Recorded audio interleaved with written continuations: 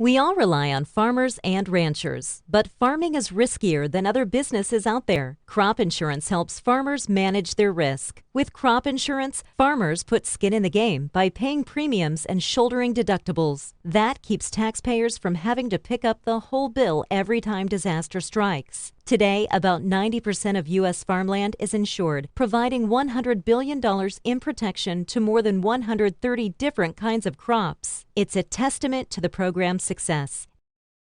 Thank you for joining us for our Agri-Pulse Washington Week in Review. I'm Spencer Chase, joined as always by Agri-Pulse's Phil Brasher, discussing the week that was, agriculturally speaking, in Washington, D.C. And if I can give you folks kind of a peek behind the curtain of this program, there are some weeks where Phil and I will sit down and say, man, it was kind of a slow week. I don't know what we're going to talk about. We have kind of the opposite problem this week. There was a ton of news that happened in Washington and in foreign policy in particular. I'm going to say at the beginning, middle, and end of this video, stop by agripulse.com. We go into a lot more detail in the articles that we've got there. But just to kind of quickly summarize some of the high points for you here in this video, going to start on the infrastructure news that we saw this week. It's something we've been talking about on this program, and many other folks have been talking about on their programs for quite a while.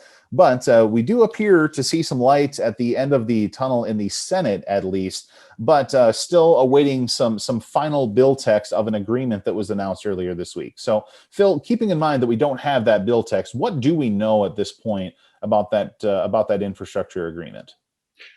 Well, we have a summary, or there's a summary circulating of what they've agreed to. We first, to walk us back a bit, back in June, we had late June, the end of June, we had basically the framework, as it's called, of a bipartisan infrastructure bill, affectionately known around DC as a BIF, a BIF.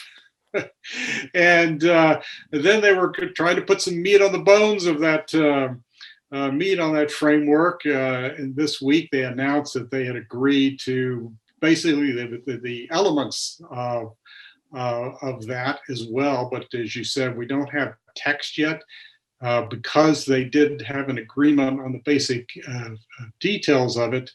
The Senate did vote 67 to 32 on Wednesday to begin debate on it.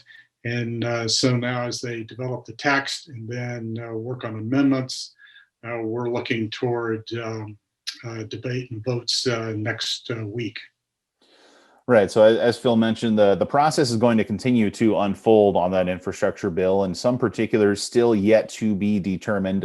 I'll say it again, stay tuned to agripulse.com on that as we continue to chase some of those details, and in particular, some of the details and what they will mean for farmers and ranchers and residents of rural America.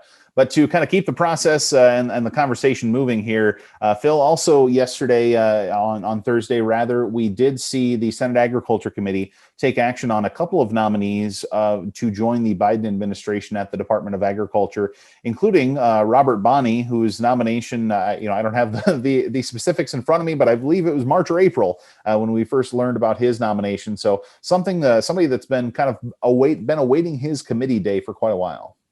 Right. Robert Bonnie has been acting as chief climate advisor. He's the person who's really going to be, if he gets confirmed, he's going to be in charge of carrying out, implementing the president's climate policy when it comes to agriculture. He's also going to have oversight of all commodity and conservation programs and crop insurance. A rather important position for agriculture. He would be Undersecretary for Farm Production and Conservation, a post that oversees the Farm Service Agency, the Natural Resources Conservation Service, which has all the conservation programs, or most of the conservation programs under its umbrella, and then the Risk Management Agency, which manages the crop insurance program. So it's also important to note, Robert Bonney was obviously a very important part of that hearing. He was not the only official that was there. Also, Xochitl Torres Small, the Biden administration's nominee for the Rural Development Undersecretary. We did see some action also earlier this week on Monday. It feels like it was months ago, but we did see Jenny Lester Moffitt gain the Ag Committee's blessing to be advanced to the Senate floor. But Phil, you, as well as our colleagues Andy Decky and Steve Davies, did some reporting this week on just kind of the general pace of the Biden administration's nomination process, and we're seeing some issues with that pace. Whether I'm sure some people would like it to move a little bit more quickly, but we are seeing some issues and some holds in this process as well. Yeah, and Secretary Vilsack anticipated this. He told me that was the reason that confirmed that was the reason he went ahead very early on, appointed a lot of agency heads like Zach Ducheneau to head up the Farm Service Agency and a number of other positions, because this has just become the way things move. Now, that said, we could see a pickup in activity of confirmations in the next few weeks. We had, as you mentioned, a hearing for Bonnie and Torres Small on Thursday. We had the committee vote on Jenny Moffitt earlier this week. We have another hearing next week. So far, he's not much ahead of the pace of Donald Trump's administration, and well behind where Barack Obama was in his first year in filling positions at USDA. But we could start to see some action depending on whether they get the floor votes.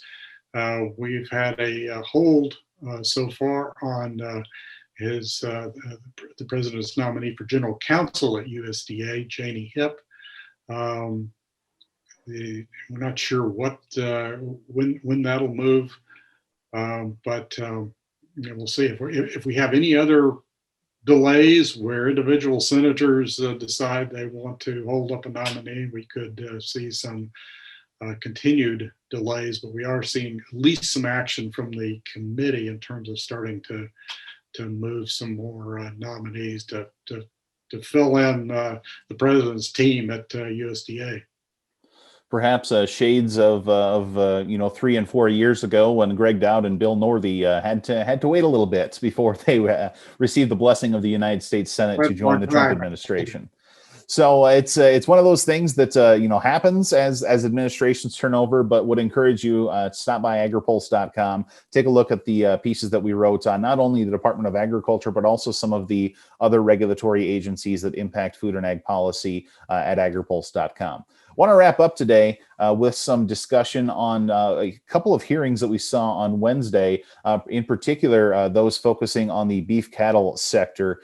The House Ag Committee had kind of a more general, broader hearing looking at just kind of things that could be done to address some issues of potential expansion, issues of pricing, a pretty broad look at the beef industry in the House Ag Committee on Wednesday. Then that afternoon, the industry turned its attention to the Senate Judiciary Committee, where that particular panel was taking a look at some of the antitrust concerns, had 2 of the 4 major beef packers testifying, and some senators kind of almost giving the blessing to some additional antitrust enforcement within that beef packing sector.